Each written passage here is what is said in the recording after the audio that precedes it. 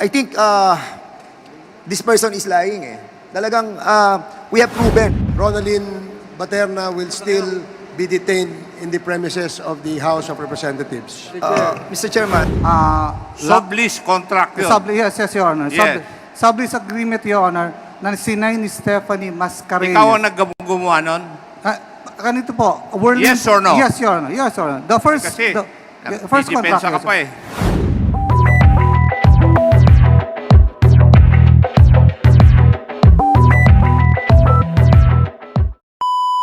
and also the motion for reconsideration of Ms. Ronaldin Baterna, who was cited in contempt on August 7, 2024, and ordered detained in the House premises for 30 days. There was a motion for reconsideration, and I believe, Mr. Chairman, that we need to have a discussion with this person. So I don't know what's the pleasure of the body with regards to her temporary detention in the House of Representatives. And lastly, Mr. Chairman, we have invited also the anti-money laundering, the Department of Foreign Affairs, NBI, the PIDEA, the Bureau of Immigration, BIR, SEC, the PAOK-TF, Anti-Money Laundering Council, and a lot of the department heads that have attended in this Quadcom. But we were never given the opportunity na matanong po natin sila. So, Mr. Chairman, our apology. And I hope that we can invite them again in the next hearing so Mr. we can Chair. propound questions. Am I recognized? Yes, are you done, Chairman? Yes, Dan? I'm done, Mr. Chairman. Mr. Okay, Chair, Congresswoman for Ms. Baterna, I understand that she has filed a reconsideration about the contempt and detention order. But I respectfully manifest, Mr. Chair, that there are witnesses already who executed affidavits in possession of the PAOK, establishing her connection with Lucky South 99. That is a manifestation. Okay, and the information was shared to you by the PAOK? Mr. Chair, I have copy of the affidavits, reason why I earlier moved for the invitation of the 4 witnesses which are with the PAOK, Mr. Chair. Okay, since is that an objection to the request for reconsideration by Ms. Baterna? Yeah, wag muna. Chairman, Objection. Chairman, Yes, no, is that an objection? It is a manifestation, Mr. Chair, because I understand she is our only link to Lucky South 99. Cassie Ong is nowhere to be found. The resource speakers attending in our hearing refuse to acknowledge their connection to Lucky South. And I lament that in our today's hearing, most of the resource speakers in Pogo controversy did not appear. So, Mr. Chair, I want to bring to the attention of the Quadcom that Ms. Baterna is our only link to Lucky South 99. But I, of course, submit to the wisdom of the honorable chairs. Okay, the manifestation of Congresswoman Jinky Luistro seems to be an objection to the request of Ms. Baterna for a reconsideration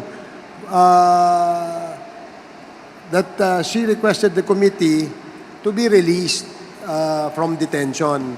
But I guess the Chairman. pleasure, what is the pleasure of the body? Mr. Chair, considering the manifestation of Congresswoman Luistro, and I have a lot of questions as well to the person of Ronaldin Baterna, and I hope that she still stays in the premises of the House of Representatives. In all reality, the manifestation of Congressman Luistro makes sense. And she's the only link doon po sa mga iniimbestigahan nating mga incorporators. And as a matter of fact, Mr. Chairman, we have invited all the incorporators of those corporations and they did not attend on today's hearing. What more if we will be allowing her to be out of our jurisdiction? And so I support the manifestation of Congresswoman Luistro. So can somebody put that into motion so that the committee can rule on the objections of both Congresswoman Luistro and Congressman Fernandez? Mr. Chair, Chairman Akop? maybe it would be wise for us to consult the member of the committee who moved for the to file or to move for the contempt of Miss Ronaldin Baterna. And that guy is the Honorable Chairman Paduano. So maybe ask his opinion. Kaya nga, Mr. Chair, kanina pa ako gusto magsalita because I was the one who moved to cite her in contempt. Now, Mr. Chairman, ganito lang po. He was cited in contempt based on violation of paragraph C of our internal rules, Section 11. Now, of course, I do believe that as of now, she is only the person or the witness linked to Lucky South 999. But still, Mr. Chairman, the process with regards to contempt, and she sent a request for that contempt to be lifted. But of course, unless until Ms. Taberna will tell the truth, the whole truth, and nothing but the truth in all questions that will be raised by the members of this committee, di pwede i-lift yung contempt order, Mr. Chairman. Now, ang question lang, we're running out of time. And a lot of members wants to ask question for Ms. Taberna to prove that indeed he will tell the truth. Now, Mr. Chairman, that's why since we have no sufficient time in today's hearing, I joined the motion manifestation of Congressman Luistro. Yeah, I join your manifestation. I don't need a motion because that is just a motion for recon. Now, I join the manifestation of the good Vice Chairperson of Public Accounts, Mr. Chairman, that we, as of now, we will not lift the contempt order and detention order for Ms. Baterna, Mr. Chairman. Thank you. Thank you, Congressman Paduano. So, the statement made by Congressman Paduano likewise seems to be an objection to the request for a motion for recon. So in that case, the chair still awaits for a motion so that we can rule on whether we will consider the request of Ms. Baterna. Is there any motion? 1 minute suspension. Session resume. The parliamentary status, Your Honors, is that the chair still awaits if there will be a motion to consider the request of Ms. Ronaldin Baterna for a reconsideration on her detention in the House of Representatives. Since there are no motion, and Mr. it Chair. seems that we do not have a quorum, and under our rules, we have to establish a quorum in each of the 4 committees in the Quadcom. Therefore, we cannot rule on her request, and being so, Ronaldin Baterna will still be detained in the premises of the House of Representatives. Mr. Chairman, Congressman Fernandez and then Congressman Abante. Have we actually asked Ms. Baterna if she is now willing to tell the truth? Have we asked her?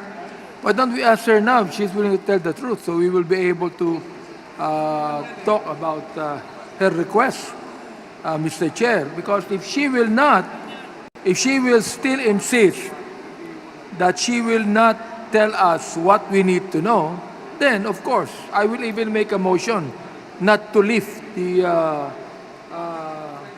motion of Congressman Padan. Okay, Miss Baterna, narinig mo yung sinabi ni Congressman Abante.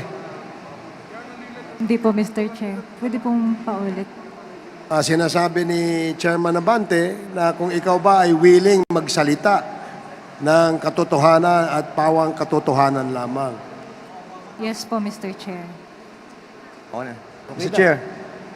Okay, so why don't you spill out the beans now? Sabihin mo na talaga ang katotohanan ngayon para pag-usapan namin yung motion sa'yo. Ay, yung reconsideration. Pakisabi na sa amin ngayon. You can now relate that story now. Mr. Chair, good afternoon po. Hindi ko po talaga totoong trabaho yung corporate secretary. Yung totoong trabaho ko po doon is sa gate pass lang po. Nag-i-issue lang po ako ng gate pass sa may main gate. Mr. Chair. Mr. Chair, Mr. Chair.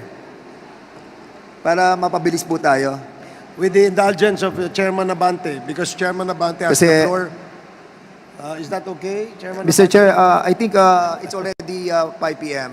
and we need to go back to Manila. Isa na lang tatanong ko sa iyo, Ronaldin.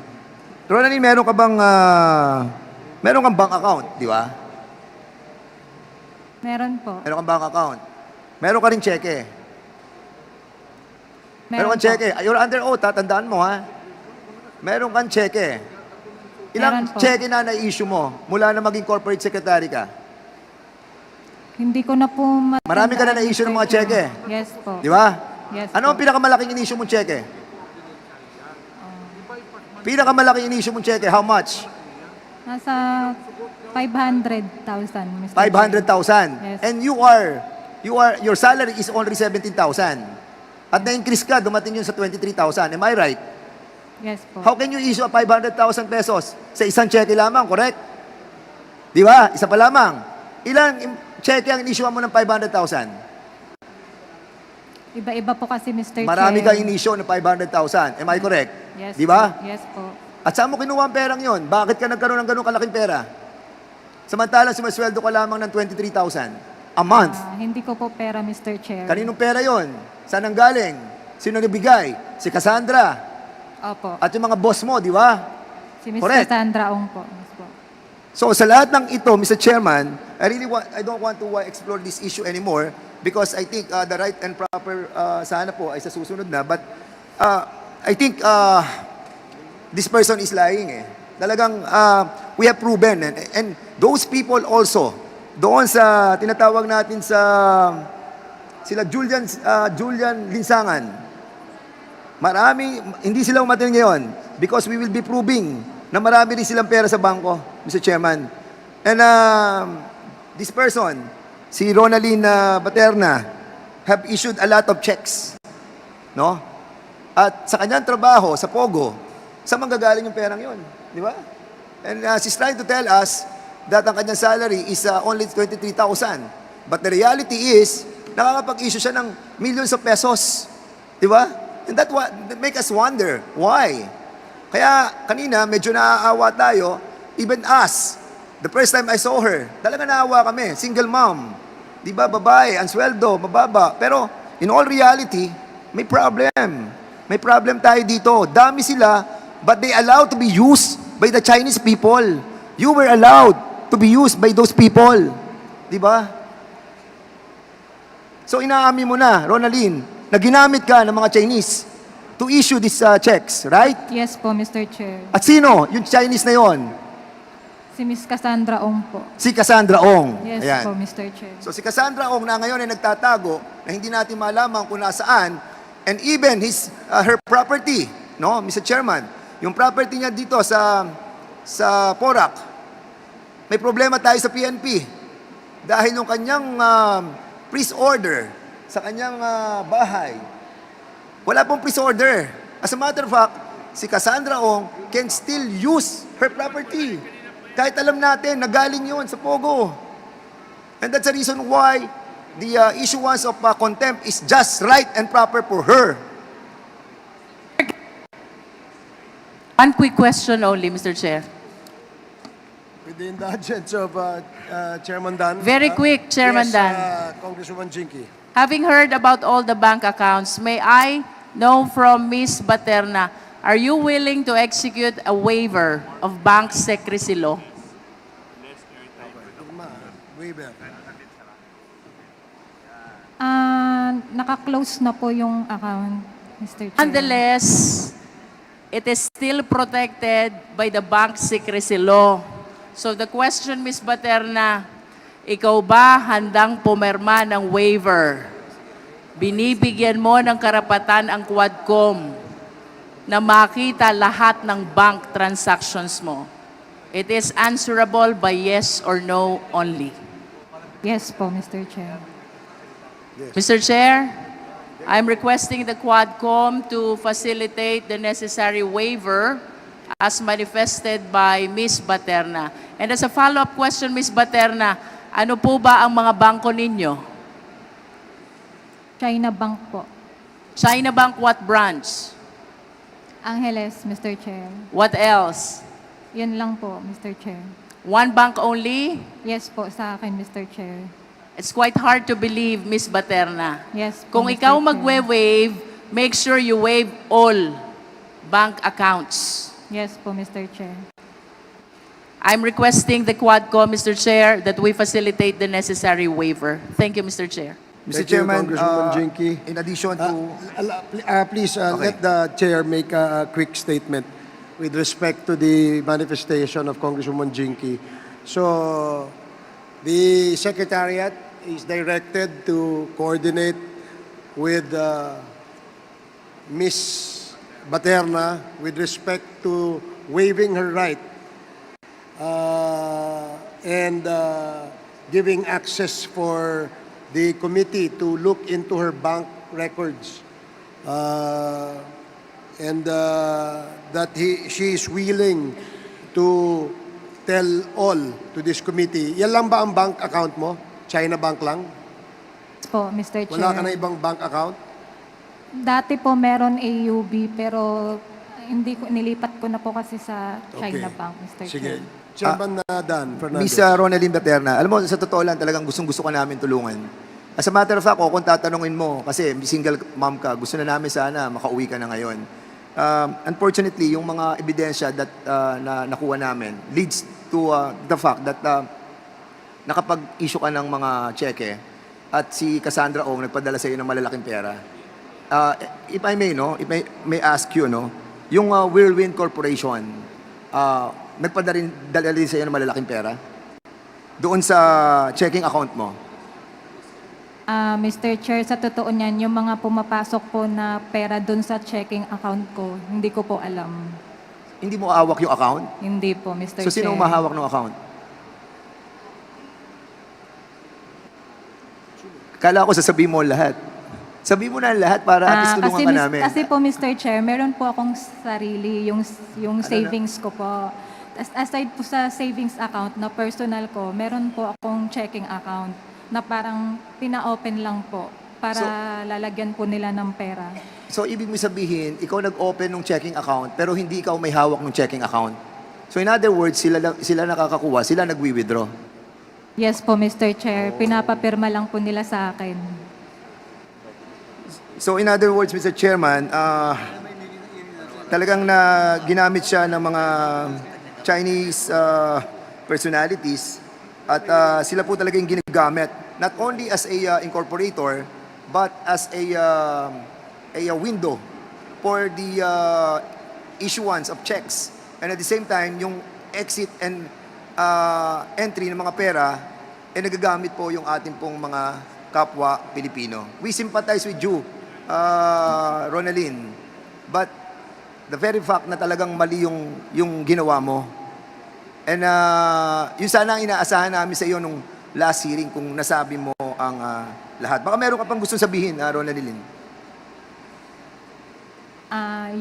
Sana po managot po yung totoong nananagot. Hindi po yung katulad ko na inosente na ginagamit lang po nila.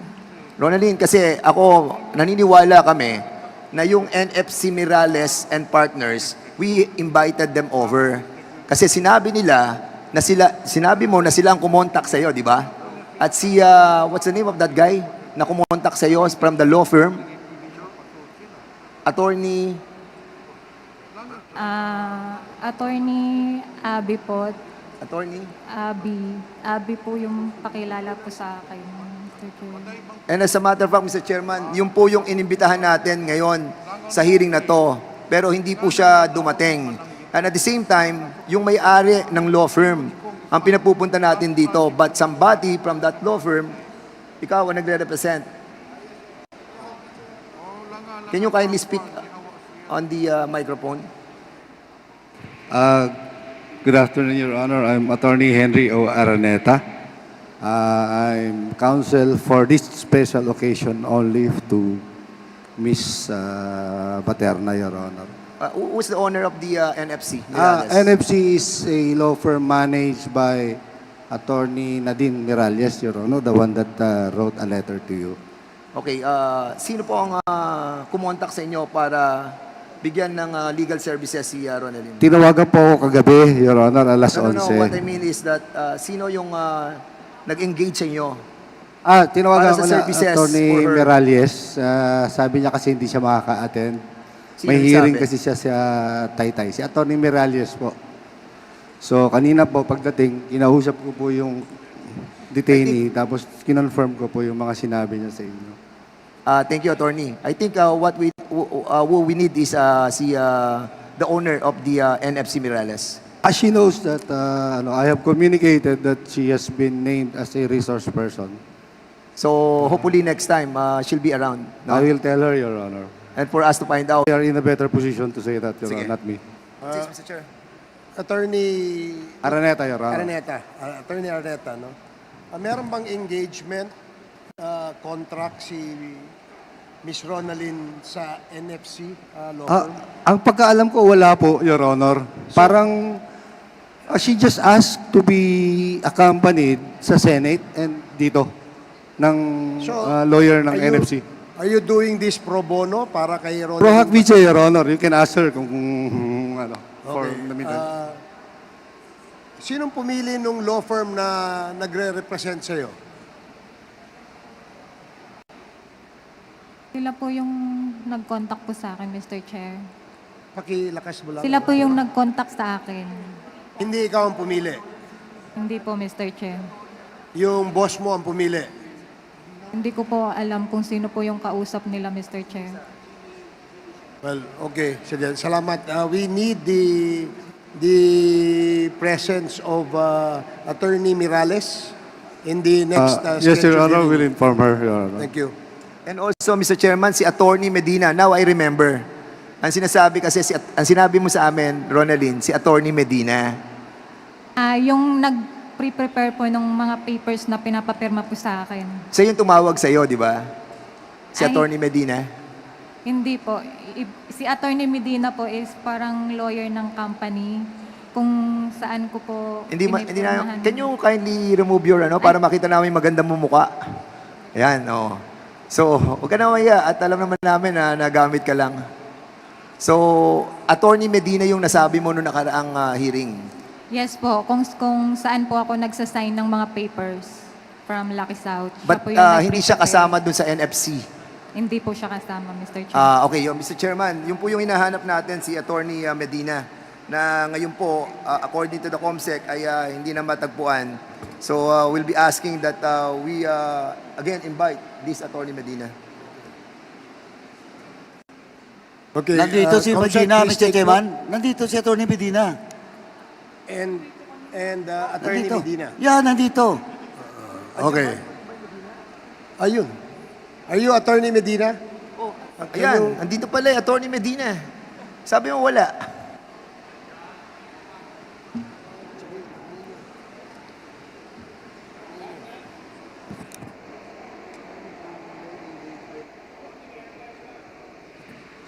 Mr. Chair,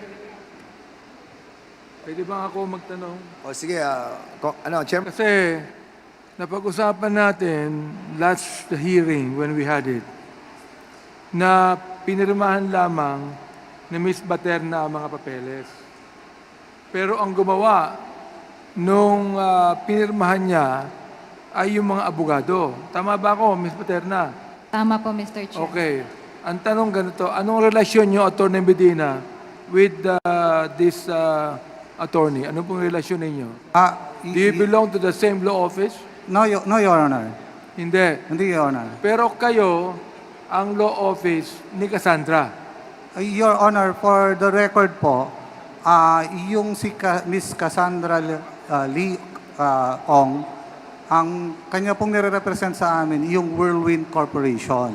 Ngayon po, Whirlwind. Kayo ang law office ng Whirlwind. Hindi po. Ang pong engagement namin sa kanila is magpapa-review ng documents at magpapanotaryo lang. Yung pong Okay. corporate nila at hindi namin po ginagawa. Kayo po ba ang gumawa ng mga papeles na pinirmahan ni Ms. Paterna? Hindi po, Your Honor. Okay. Kayo po ba ang gumawa ng papeles na pinirmahan ni Ms. Paterna? Hindi po, Your Honor.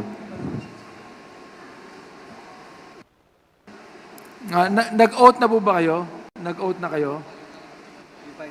Your Honor, hindi ako nakapag-oath, believing that I'm not a resource person here. Nag-oath na po, Your Honor. Nag-oath na ho kayo? Yes po, Your Honor. Pwede ba natin mapag-oath itong si attorney para makita natin? Pwede ba kayo mag-oath? Yes, Your Honor, but... Kasi tinatanong kayo rito, kaya mag-oath kayo. Baba. Sige po. Okay. Hindi pa ba nag-oath? The COMSEC is hereby directed to take the oath, administer the oath of these two resource speakers. Yes, please. Mr. Chairman, Si Ma'am Baterna. And also Ma'am Baterna. Okay, please. Tapos na siya. Please raise your right hand and please answer. Do you swear the truth? Do you swear to tell the truth and nothing but the truth in this congressional inquiry? So help you God. Thank you. Okay. Ngayon, kung hindi kayo ang gumawa ng mga papeles na pinirmahan ni Ms. Paterna, sino pa ang gumawa ng mga papeles na pinirmahan mo? Kasi Mr. Chair, usually pumupunta ko sa law firm ni Attorney Medina. Doon po ako nagpipirma doon sa logbook. Yung logbook po ng for notary. Ang tanong ko, kung sino ang naganda ng mga papeles na pinirmahan mo? Hindi ko po alam, Mr. Chair, kasi minsan binibigay na lang po nila sa akin para So, po sino ang papapirma. nagbigay sa'yo? Si Miss Cassandra Ong po. Sino si Miss po? Cassandra Ong po. Cassandra Ong, Mr. Cassandra Chair. Ong ang nagbigay sa'yo. Yes po. Hindi sinabi sa inyo kung sino ang law office na naggumawa ng papeles. Hindi po, Mr. Chair. So, hindi law office ninyo. No, Your Honor. Your Honor, if I may explain kung bakit po siya nagpupunta sa amin. Alam nyo, mukhang mahirap kayong paniwalaan dito. Pakisabi po sa amin, ang law office nyo ba ang gumawa ng mga papeles na pinirmahan ni Ms. Paterna? Law office ninyo, sapagkat magkaiba ang law office nyo, correct? Yes, Your Honor. Okay. Either law office mo o law office niya, sapagkat hindi kayo magpapakita rito kung hindi kayong abogado, Ms. Paterna. Anong ginagawa nyo rito? Tama po yun, Your Honor. Yun. Oh. Honor, Tama part, pala Your po. Honor.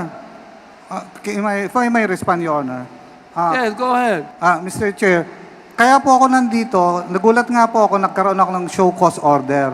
Never po ako na-invite in any of your hearings before. At yun po sigurong COMSEC nyo can verify that. Kaya po ako nandito ngayon kasi po binigyan po ako ng show cause order na na-receive ng office namin. Kaya po ako nandito voluntarily para sa akin po, hindi po para kay Ms. Baterna. Mr. Chair, para magkaliwanagan.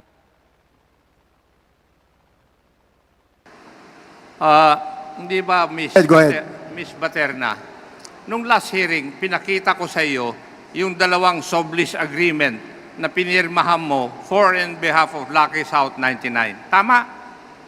Tama po, Mr. Chair. Sinabi mo doon sa hearing na yon, pirma mo. Tama po, Mr. Chair. Tinanong ko sa iyo, sino ang nag-prepare nun? Ang sinagot mo, Attorney Medina. Yes, Tama? Mr. Chair. O, yun ang dahilan, Attorney, kung bakit ka nandito. Yes, Your Honor. I understand, Your Honor. Pero hindi po ako... Ngayon, will you answer Yeah, yung I will tanong, answer ikaw that. ba ang gumawa ng mga dokumento na yon? Your Honor, yung pong unang lease contract, which is between... Sublease contract yun. Yes, Your Honor. Yes. Sublease agreement, Your Honor, na sinay ni Stephanie Mascareñas. Ikaw ang gumawa nun? Ganito po. Yes or no? Yes, Your Honor. Yes, Your Honor. The first contract. Nagdidepensa ka yes, pa eh. Thank you, Your Honor. Yun ang katotohanan. Bakit nandito si Atty. Medina? Dahil binanggit ni Miss Ronaldin yung pangalan niya na siyang tigagawa ng mga dokumento na pinirmahan niya. Thank you. May katanungan ako sa iyo, Ronaldin. Kanina sinabi mo na yung checking account na nasa pangalan mo na kung saan nagdalagay ng malalaking pera si Cassandra Ong ay hindi mo hinahawakan. Kung hindi mo hinahawakan yung checking account na yon, sino may hawak ng checking account na nakapangalan sa iyo? Si Miss Cassandra Ong po. Pag may ano lang po siya, yung pinapasulat, ako po yung nagsusulat. So lahat ng malalaking pera na nanggagaling sa outside of the Philippines, pumapasok sa checking account na nasa pangalan mo at ang kumukuha nun ay si Cassandra. Hindi ko po alam, Mr. Chair, kung may pumapasok. Kasi nga po, hindi ko po hawak yung account, nung checking account, Mr. Chair. Kasi alam mo, Rona, tutulungan ka namin talaga dito. Pero may nakikita ako na yung perang nanggagaling kay Cassandra Ong lumilipat sa checking account mo. So ang tanong, sabi mo kanina, hindi ka umahawak ng checking account mo. Hindi si Cassandra may hawak ng checking account mo. Sino? Miss Cassandra Ong lang po yung nakakausap ko, Mr. Chair. Wala na pong iba. Siguraduhin mo, Cassandra. Siguraduhin mo, Yes, Kasi Mr. we will Chair. try to find out. Amlak, andyan ang Amlak. Can you kindly, kasi I think you are willing to issue a waiver, no? Are you willing to issue a waiver to find out yung Yes. track of your accounts? Yes po, Mr. Chair. Can you kindly help this committee to find out the trace of money between Cassandra Ong and Miss Ronaldin Baterina? Mr. Chair, if we will already get the waiver, that will make the action of AMLAC faster. Because if we don't have the waiver, we still need to secure authority from the Court of Appeals to conduct back inquiry. But if Ms. Materna will already issue a waiver, AMLAC can act faster, Mr. Chair. So, again, Ronaldin, you are willing to execute that waiver. So, we'll be asking the COMSEC to execute a waiver and for you to sign it. So, Mr. Chairman, I think it's really getting late at nakikita na po natin na medyo kumukulimlim na. And our apology to all the resource speakers who have not been asked by the members of this Quadcom.